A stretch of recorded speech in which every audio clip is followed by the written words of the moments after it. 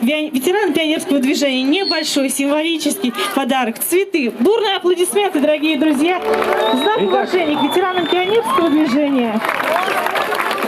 И давайте здесь аплодировать теми самыми пионерскими аплодисментами. Раз, два, три.